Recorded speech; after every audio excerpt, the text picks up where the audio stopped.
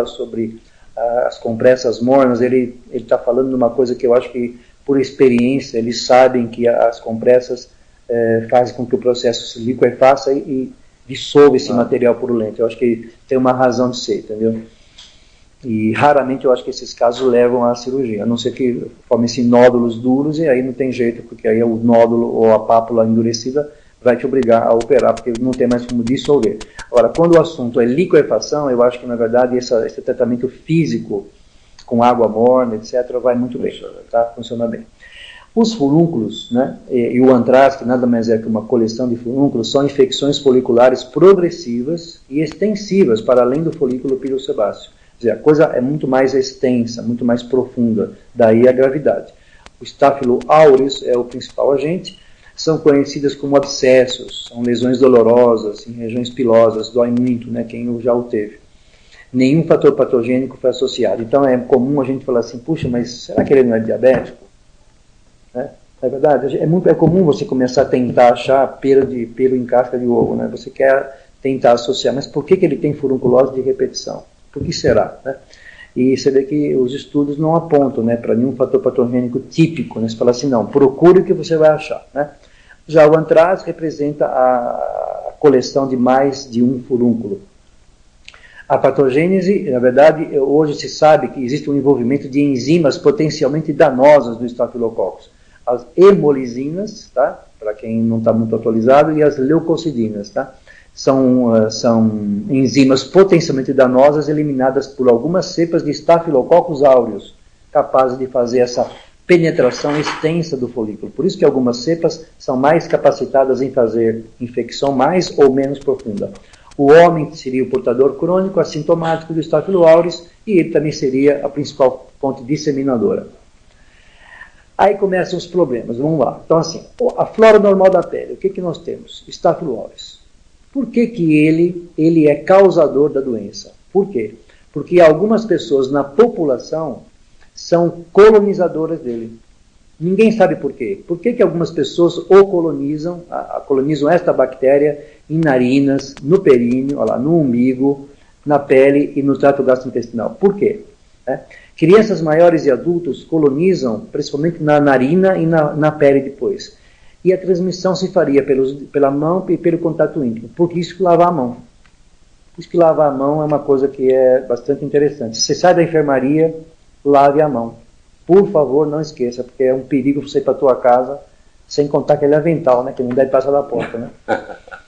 Nos hospitais, a manipulação de lesões infectadas é importante veículo de disseminação. Portanto, assim, cuidado na manipulação de doenças. E na população em geral, veja, olha, nas narinas, 30% da população colonizam a bactéria a nível de narinas.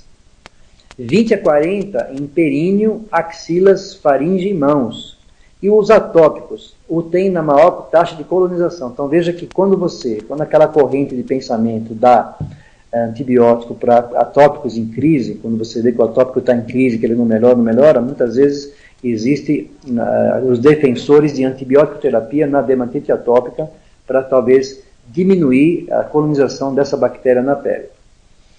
A infecção é resultado do desequilíbrio entre interação entre a bactéria e o organismo hospedeiro, entre o homem e a bactéria, e não basta que haja colonização. Na verdade, a microflora residente exerce um papel regulador importante. Causas dessa modificação, como o aumento da umidade e traumas, levam o indivíduo, então, a terem essa facilitação da infecção. Já no recém-nascido, existem outras situações que podem levar o recém-nascido e no pré-escolar a terem furunculose de repetição. Defeitos na quimiotaxia, provada no Scott Aldrich, é o que prova que ele é incapaz de defender-se contra, na verdade é um defeito da opsonização, também da opsonização das hipogama-globulinemias, e em outras situações, como defeitos dos polimorfos nucleares, nas leucemias linfoblásticas e nas mieloides. Então veja que não é somente o ambiente úmido e os traumas, na verdade existem até defeitos graves, defeitos da quimiotaxia, da opsonização e outras situações que levam o indivíduo a não ter capacidade de defender-se contra esses germes, né? E outros danos tissulares, como traumatismos e cirurgias, que são os grandes veiculadores de bactérias. O quadro clínico é um nódulo eritematoso, quente, que vai se tornando flutuante, e aí ele vai se mostrando purulento. Então aquilo que no começo era vermelho, doloroso e quente, tem um pelo no seu centro, né, e esse pelo já começa a mostrar o seu pulso, né, essa área amarelada, chamada de carnegão ou carnicão. Tá? Esses dois nomes, carnicão. A seguir, se tudo correr bem, né, esse pulso é eliminado e o paciente então tem uma noite de sono maravilhosa. Se não, ele vai passar a noite tomando analgésico e fazendo compressa com água quente. Qualquer região pode ser acometida, principalmente em áreas de fricção. Então vamos lá, face, pescoço, axilas, glúteos e abdômen inferior. Os glúteos e o abdômen inferior talvez sejam muito acometidos porque tem muito pelo. Já na face, existe o perigo de disseminação para o couro cabeludo e para as meninges. Duas são as possibilidades. A evolução espontânea, ele drena espontaneamente, ou você é obrigado a fazer uma pequena incisão para que o pulso saia. O antraz, na verdade, é um processo inflamatório mais grave, mais intenso, em que há coleção de furúnculos. Né? Então aqui está o exemplo. Olha, aqui é a lesão dolorosa, é um nódulo, né, bastante doloroso para o paciente, em que no seu centro você já vê um ponto amarelo e esta área eritematosa que vai mostrando então o comprometimento que a lesão vai oferecer em termos de fenômeno inflamatório. O tempo passa e essa lesão vai se mostrando assim, amarelada, né, e em breve ela drenará pulso. Nesse detalhe, veja que além dos 6 furúnculos que o paciente tem, ele tem outras lesões de foliculite. Então veja que na verdade ele tinha foliculite prévia, para depois fazer as lesões mais profundas, tá? Provavelmente uma cepa mais produtora de exotoxina. Posso falar? Pode. Então aqui são duas fotos bem distintas, ambas mostrando o eritema ao redor, mas veja que uma já drenou pulso, já existe uma área exulcerada contendo fibrina e a outra ainda vai drenar, olha. Veja que ela está mais gordinha, ela está mais inchada, né? Então veja que são quadros bem distintos, mas ambos são lesões de furúnculo. Tá? E aqui uma lesão de furúnculo a nível do ombro, olha, mostrando inclusive a lesão típica. Olha, a lesão típica mostrando então, mostrando a tumoração, o eritema ao redor. Veja o eritema aqui, ó, o eritema bem característico. Tá? E aqui a lesão amarelada que vai drenar. Tá? Esse é o carnegão. Tá? E com relação ao quadro clínico, 1/4 das furunculoses são recorrentes. Então, o que são furunculoses recorrentes? São lesões múltiplas, recidivantes, tá? Cujos índices de regressão espontânea ocorrem em 75% das vezes em cerca de 2 anos. Então, o sujeito fica, Jorge, cerca de 2 anos frequentando o consultório médico, não entendendo por que ele tem furúnculo de repetição e ninguém resolve aquilo, e você já pediu tudo quanto a exame, glicemia, você quer saber se ele tem outros focos infecciosos, ninguém descobre que ele tem, até que um dia a lesão pode ir embora sozinha. Tá? Possível participação de fatores bacterianos interrogado. Deve-se investigar diabetes, causas de obesidade e imunodeficiência. Você deve investigar sim, porque às vezes o paciente é sim portador de algum problema que nós até não sabemos investigar. Ele existe, mas nós não sabemos. Não fomos capazes de descobrir. No diagnóstico diferencial, você pode incluir erupções medicamentosas por halogenados, acne, a periporite, a hidrademite supurativa, que é muito comum, e a miíase furunculoide. No tratamento é que a coisa pega, né? Furúnculo e celulite perilesional ou febre. O que fazer? Você tem que dar antibiótico. Aqui é o caso típico em que a colega nos perguntou, Carolina, se você dava só tratamento tópico ou se o oral aumentava a resistência. Aqui você é obrigado a dar antibiótico em todas as situações, a não ser que a lesão drene espontaneamente. Se drenar espontaneamente, é como um cisto epidérmico inflamado. Se o cisto epidérmico inflamado drenar, acabou o problema, o pulso saiu, acabou. Mas se não, não, você tem que dar antibióticos e analgésicos. Principalmente da categoria da cefalexina, em segunda opção ácitro e amox, como eu já falei anteriormente. Nos casos de furunculose causados por, aqui a sigla de MSSA é Staphylo aureus meticilino sensíveis. E aqui é Staphylo aureus meticilino resistentes. Então, as furunculoses causadas pelos sensíveis e pelos resistentes nós temos que também olhar para dentro de casa, o círculo familiar, crianças, em que ambiente esse indivíduo vive, né? Se a higiene, se ele toma banho, as toalhas, se todo mundo usa a mesma toalha, isso tudo tem algo a ver, né? São bactérias que passam de indivíduo para indivíduo. Onde ele habita, se é em prisões, se ele pratica esporte, se ele participa de grupos de atividade esportiva, seja em piscina, seja em futebol, etc., a inadequada higiene pessoal, que pode ser um fator, e a exposição a outros portadores de furúnculo, tá? Sem contar os fômitos. E nas furunculoses de repetição, aí sim, cuidados com roupas de uso pessoal, roupas de cama, toalhas, porque podem ser agentes disseminadores, separar toalhas e esfregão de banho. Esfregão de banho é uma coisa horrorosa. As buchas, né? Que é uma verdadeira bucha, né? Não é, Jorge? Oh. E nós temos aí nos esfregões realmente casos assim de contaminação coletiva, né? Como usar um alicate para cortar a unha de quem tem onicomicose em casa. E erradicar os portadores sãos, que também são importantes, né? No tratamento, a mesma coisa falada já por impetigo-plequitima, limpeza com água morna e sabão. Nas crianças abaixo de 2 anos de idade que possuam furunculose de repetição, indica-se suplementação de ferro, tá? Quando a furunculose é refratária, isso aqui é importante saber. E na colonização nasal, fazer aquilo que eu já disse anteriormente, pelo menos assim, pelo menos uns 5 a 7 dias de cada mês, você tratar a mucosa nasal com a mupiocina, pelo menos durante uns 6 meses, tá? E aqui mostrando já um trabalho, mostrando o uso criterioso de antibióticos, porque você está usando tanta medicação antibiótica que você acaba criando resistência. É um trabalho mostrando a prevalência de recorrência de colonização nasal em pacientes que possuam o Staphylococcus aureus. Na furunculose de repetição, eu acho importante trazer à baila esse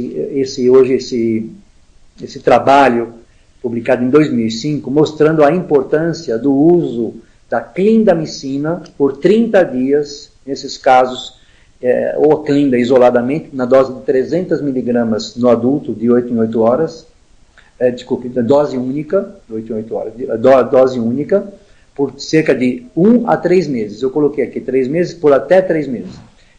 Com esse esquema você pode reduzir em até 80% o quadro de repetição dessa furunculose. Ou um outro critério usado pela literatura é a associação de clindamicina, 300 mg, mais rifampicina, na dose de 600 mg. Isso mostrado nesse trabalho aqui da Clinical Infectious Diseases de 2005. Tá? O próximo passo, tem alguma pergunta? Não. O próximo passo é a erisipela e a celulite. Né? A erisipela e a celulite são infecções bacterianas da derme com acometimento linfático que frequentemente acomete os membros inferiores. Então, qual é a diferença entre erisipela e celulite? A diferença é que a erisipela é uma infecção mais superficial da gordura, enquanto que a celulite é uma infecção mais profunda da gordura, chamada da hipoderme. E a observação que deve ser feita é que a extensão ao tecido celular subcutâneo denomina-se celulite. Tá? A etiologia, você vai encontrar os Streptococcus beta-hemolíticos do grupo A, raramente você vai encontrar do grupos G, C, B, além de áureos. Em geral é por Streptococcus. Os do tipo B, tá, são vistos em crianças menores de 3 anos de idade. Então aí vai uma dica até para saber, porque isso cai em prova de título de especialista. Tá? E sendo do tipo B também muda o antibiótico. Tá? A erisipela e a celulite, os locais mais acometidos, os membros inferiores, 85% e 10% a face. Só que quando acomete a face, ela é muito mais perigosa do que nos membros inferiores, pelo risco de uma meningoencefalite. O sexo, em geral, a mulher tem uma ligeira prevalência sobre o sexo masculino. Os fatores de risco são a obesidade, as erisipelas e celulites de repetição, tá? A insuficiência vascular periférica, a safenectomia e os diabéticos.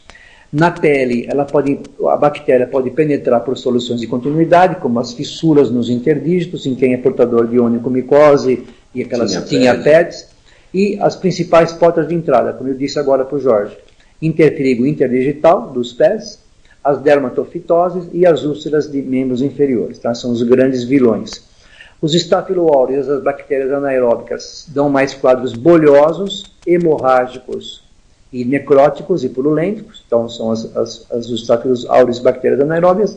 E os estafiloáureos, participação em 10 a 17% dos casos. Lembrar que a principal bactéria aqui é o Streptococcus beta hemolítico. Tá? E lembrar do hemófilo influenza é do tipo B. Por isso que eu falei para vocês que abaixo de 3 anos de idade, a bactéria, o Streptococcus do tipo B, né, o hemófilos influenza do tipo B dá muito mais em crianças abaixo de 2 anos de idade. As celulites são principalmente causadas por Staphylo aureus, Streptopiógenes e Streptococcus do grupo A. Do grupo G, você vai encontrar mais em quem é portador de valvulopatias ou linfaticopatias, né? Você vai ver muito nesse quadro, nesse grupo de pacientes. A erisipela, ela tem um início súbito, né? Acompanhados de sintomas sistêmicos como febre, em geral de 38 a 40 graus, o paciente pode ter calafrios, mal-estar e náuseas. Inicia por uma área vermelha, irregular, que vai progredindo centrifugamente em 2 a 5 dias. Qual é a característica básica da erisipela para a celulite? Como a erisipela ela é mais superficial, a área avermelhada é mais bem delimitada do que a área da celulite. Então, toda vez que você olhar para uma celulite com uma erisipela, olhe para a periferia da lesão. Se a lesão tiver com uma borda bem delimitada, é porque é mais erisipela. Aí, o que acontece com esses quadros é que pode normalmente ficar somente com dor, eritema e todo aquele quadro de infiltração que você conhece muito bem, ou a vesícula, a bolha e as áreas hemorrágicas podem tomar conta, transformando-se na chamada erisipela bolhosa, que é muito mais difícil de você manipular e tratar com antibióticos. E normalmente os locais mais comuns são mesmo os membros inferiores, para depois a face em menor número. Já as celulites também podem apresentar os mesmos pródromos e os mesmos sintomas, porém a lesão pode ser mais profunda, né? E apresenta-se com bordos mais imprecisos quando comparado com a erisipela. Isso é a característica básica. E em crianças, acomete mais a face e região cervical. Nos adultos, a celulite mais os membros inferiores. Então isso também é outra questão de prova, né? Na criança é mais a face, né? A criança não tem celulite de perna, em geral é em face, e o adulto é o contrário, é mais na perna do que na face. Tá? Observação que nos usuários de drogas é mais nos membros inferiores. Né? As complicações são raras, mas você pode ter abscessos e necrose em 3% até 12%, trombose venosa profunda de 2% a quase 8%, não é pouco, mas quem tem sabe como é bom, né? Uma trombose venosa, e agravamento de doenças associadas. Então, um indivíduo com uma erisipela grave, uma celulite grave, piora do diabetes, a função renal piora a insuficiência cardíaca. Então, são quadros infecciosos que começam a trazer um temor. O paciente tem que ficar internado, não é para ficar em casa, né? E tem as complicações tardias, né? Então, são as recidivas, daí a importância de você cuidar das úlceras, tinnipedes, as infecções de interdígitos. E quais são os fatores? Aqui, ó. Persistência do intertrigo, o linfedema crônico que vai se instalando, que vai propiciando então essas recidivas, a presença do agente... Chega até a elefantíase nostra. Chega até a elefantíase nostra, a presença do agente que não é Streptococcus do grupo A, entra um outro bicho para piorar a situação, e a terapêutica antibiótica inadequada, que pode ser o causador da piora. Está aqui um quadro típico de uma erisipela, acometendo a região pálpebral superior desse bebê, né? Veja que gravidade, tá vendo? Um edema, com secreção purulenta. Né? Veja aqui, olha, a face direita, também acometimento